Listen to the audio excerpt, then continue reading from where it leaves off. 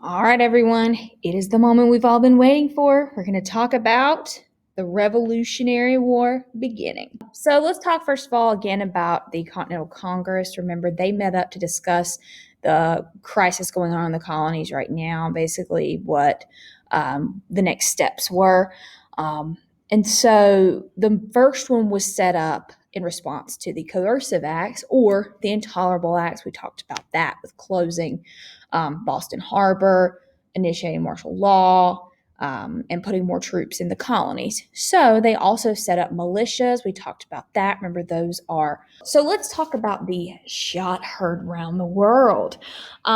So, first of all, that is actually a phrase that refers to the opening shot at the Battle of Concord, or as others say, the Battle of Concord on April 19th in 1775. This all started whenever British soldiers were sent to capture the weapons that the militia had been keeping.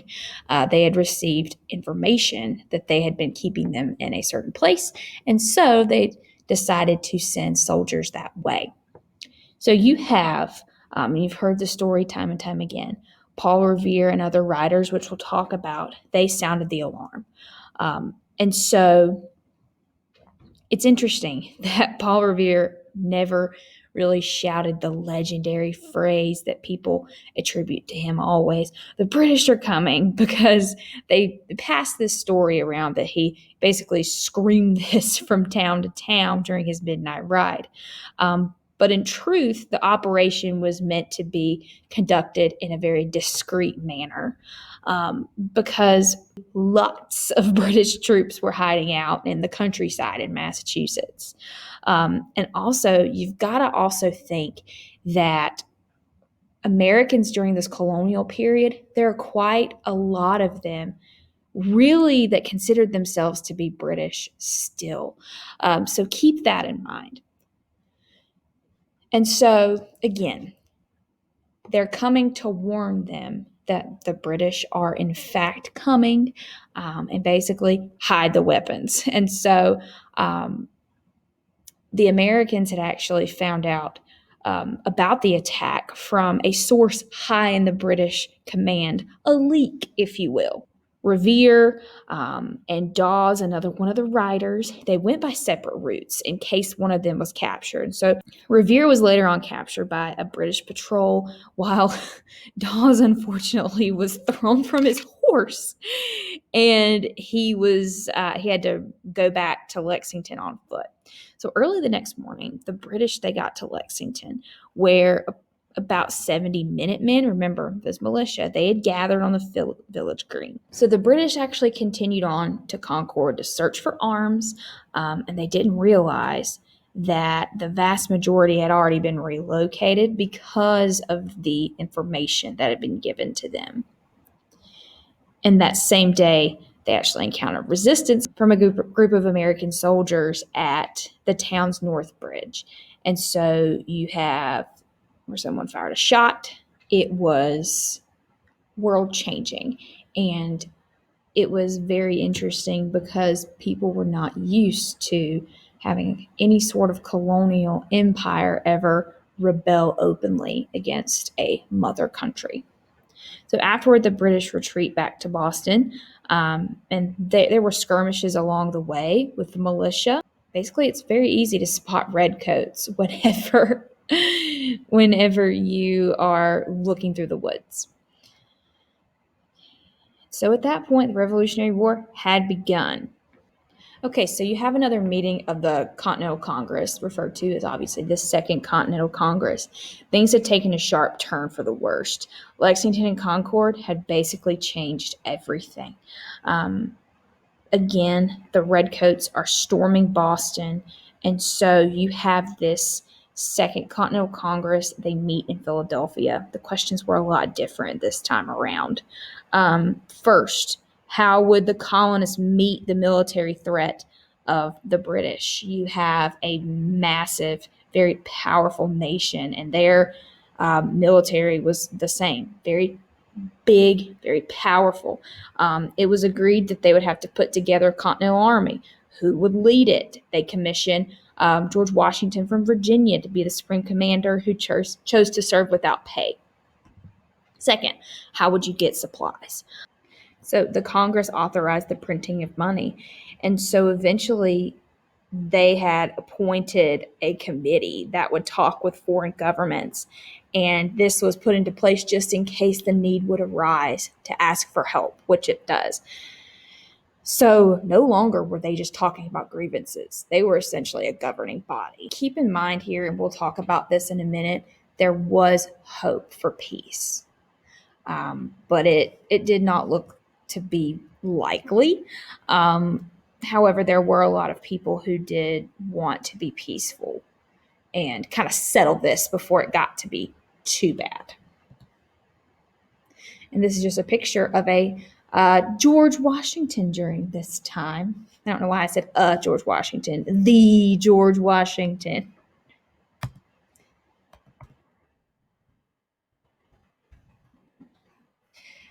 So you have in 1775, you have a lot of different things going on. A British attempt to regain this strategically important hill overlooking Boston. The British do defeat the Americans. However, inexperienced colonial forces, some people who were not very well trained, inflicted significant casualties against the enemy. And the main thing that you need to know is that it provided them with an increasingly important confidence boost. Colonel William Prescott, in an effort to conserve the amount of ammunition that they really didn't have, reportedly, and this was from several people, reportedly told his men, don't fire until you see the whites of their eyes. And so when the redcoats were within, a few dozen yards, the Americans would let loose musket fire. And so they had to keep pushing up the hill. This was more and more casualties. They were low on munitions. And then in certain cases, they even used hand-to-hand combat. So the Americans had to eventually retreat. So while this was a defeat, it did give them a serious morale boost for the inexperienced Americans. It convinced them that patriotic dedication could overcome this superior British military. It was a high price, but they also spun it into a major propaganda victory. So after all of this, here is that hope for peace. You have the Olive Branch petition. So still, even at this point, in May of 75, the majority of those delegates at the Second Continental Congress, they were really not looking to seek independence from Britain. Remember, in the beginning, they were looking to have their grievances heard, looking for change, not necessarily independence. There were only radicals like John Adams who had this sort of mindset. So in July, they send the Olive Branch petition. And so they basically plead with King George III to attempt a peaceful resolution, and they declared their loyalty to the crown. The king refuses, and instead he declared the colonies to be in a state of rebellion.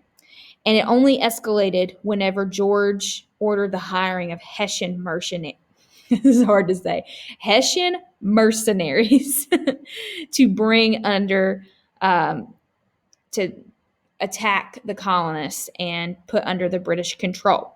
Now, the Americans felt even less like they were British subjects because at this point, a lot of them still felt like they were British. And just in case you were wondering, we'll talk about the Hessians later.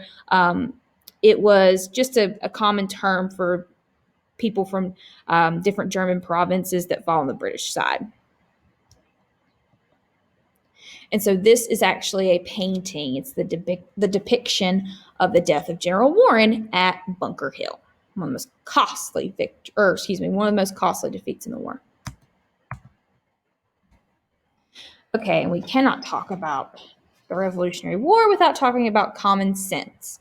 Common sense was very influential, to put it lightly. Most colonists before this pamphlet truly did consider themselves to be British, but still mad at them. Fear was another factor. The British had been ruthless to their enemies before, so they were also thinking, we don't really want to be on the receiving end of that. Also, a revolution could bring mob rule, and no one, not even the potential mob, wanted that. And then if you think about taxes, or despite taxes, you put taxes aside, things were pretty good. Historically, you can make an argument that the average American living in the colonies was more prosperous than the average person living in Great Britain. So, knowing all of this, there were several injustices that the colonists really couldn't look past at this point. They were divided. You had a lot of loyalists in the southern colonies. The loyalists were the people who were loyal to the crown. Just remember it that way, loyal to the crown. So basically, Thomas Paine would provide the extra push for this argument for independence. This was a pamphlet that essentially encouraged a split with Britain. So we're going to go forward and look at a quote, and we'll come back to this. You don't need to write this down. Europe, not England, is the parent country of America. This new world hath been the asylum for the persecuted lovers of civil and religious liberty from every part of Europe. Hither they have fled, not from the tender embraces of the mother, but from the cruelty of the monster. And it is so far true of England that the same tyranny which drove the first immigrants from home pursues their descendants still. So this is quite the powerful statement, essentially against the British. So it was an instant bestseller. It was published anonymously. Eventually, Thomas Paine's name was attached to it, but nearly 120,000 copies were in circulation by April, and it was published in January. So that's a lot, and that's very quick. It spread quickly, and those ideals with it. So the arguments are very straightforward. He didn't use flowery language. He wanted to speak to the common person. He argued for independence from England and the creation of a democratic republic. He wanted to create a better, more equal society. Besides the apparent attacks on George III, he called for that establishment of a republic. Even patriot leaders who we think of today, like Jefferson and Adams, thought that he was an extremist at this point. Keep that in mind. Still, it grew the cause. A lot of people actually thought that John Adams wrote this, but he denied involvement, and clearly he did not. In the end, it brought about a lot of questions. People started to question what they were told, how they were ruled, and it made people think differently. Okay, now for the last thing, we are moving towards the Declaration of Independence. So this was the first formal statement by a nation's people asserting their right to choose their own government. And so in mid-June of 1776, big year, a 5-man committee, including some big names here. You've got Jefferson, clearly, John Adams, Ben Franklin, he's coming up again. They met together. And it was written mostly by Jefferson, but not everyone knew that. They thought that it was like a collaborative effort, but it was written largely by him. And he was written at the young age of 33. And you may not think that's very young now, but you will later. This was the effort to declare independence from Great Britain. And then remember we talked about John Locke. He said he took some of those ideas. You have that right to life, liberty, and changes it from property to the pursuit of happiness. Says that all men are created equal. There are a lot of people that are left out of that. Women are not in there. We'll address that later. And so we'll get into that later. Also, people of other races, and we'll get to that. And it also states that governments derive their power from the people they govern. All right, so Congress officially adopted the Declaration of Independence on the 4th of July. This is where we get our Independence Day on July 4th. These are all review things. Together with the Constitution, the Bill of Rights, these are counted as the most essential founding documents of the United States government. Obviously, you have other very important founding documents, but these are the top three. And something interesting to point out is North Carolina was actually one of the first to advocate for independence. They actually had North Carolina's Provincial Congress authorized its delegates to the Second Continental Congress to vote for independence from Britain. So it's very interesting how North Carolina was very important in this role. So as we keep going through this, we'll talk about how supporters of independence are called patriots.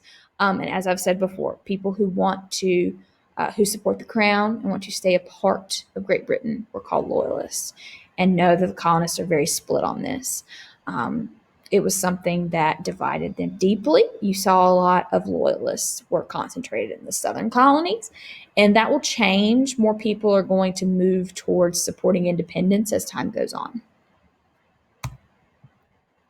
This is actually a picture of it. So, that is all for today. Hope you all have a fantastic rest of your day.